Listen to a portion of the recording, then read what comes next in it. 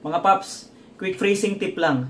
So when you're improvising over a song or writing your solo or fills, the first thing to do is listen to the arrangement. Immerse in it and isa-isahin yung instruments. So dun pa lang madami na kayong makukuhang mga ideas for motif, no? So ano ba yung motif? Ano yung ibig ko sabihin pag sinasabi ko ng motif? So a motif is a short phrase in a song that's meant to be memorable, or in short, yung tumatatak or may recall or hook. So let's take for example a simple melody in the key of C. So halimbawa, so somewhere in the chorus, kinakanta ng vocals yan. Halimbawa, pwede nyo yan kunin as is and integrate yan sa solo nyo. Or, you can be more creative and put your own spin on it. So, pwede nyo i-harmonize yan, double stops. Or halimbawa yung thirds lang. Or fifths. Pwede octave. Yan, 60 intervals. Or pwedeng i-slide nyo lang. Yan. And you can change the timing of that phrase. So kung halimbawa yung phrase, pwede nyong or pwede nyo ang baguhin yung dynamics din. So kung ganito yan,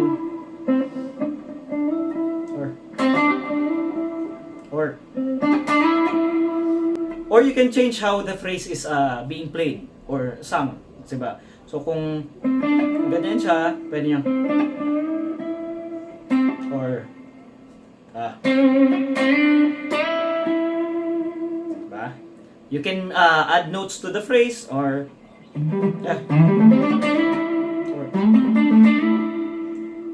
or you can make the phrase longer.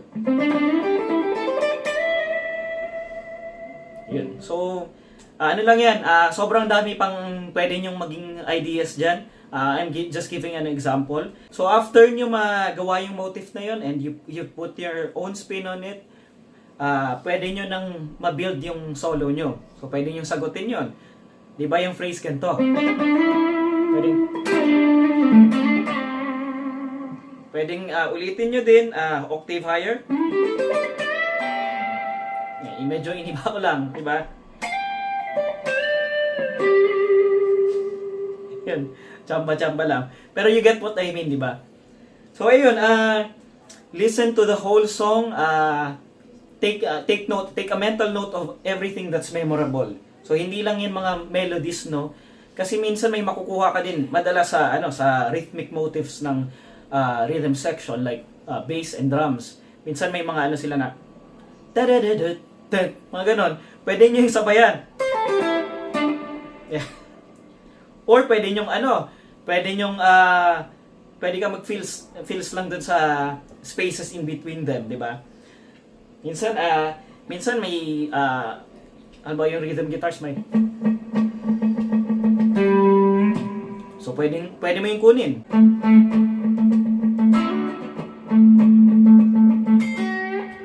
Yun. So ano yung advantages ng pagkuha ng motif from other parts ng song?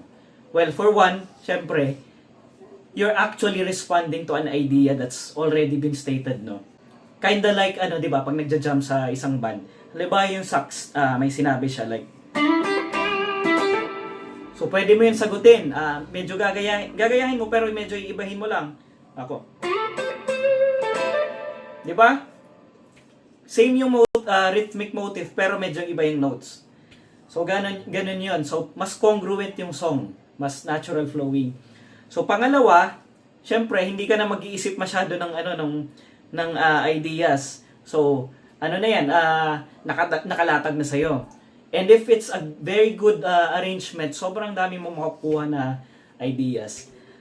Pangatlo, syempre, mas ine-emphasize mo or na-enforce mo yung motif na nasabi na. And syempre, there's the added benefit na madaling mare-recognize kasi na-state na yan before. So ayun mga paps. So pakinggan niyo yung buong arrangement, wag lang yung part nyo. Yun. G.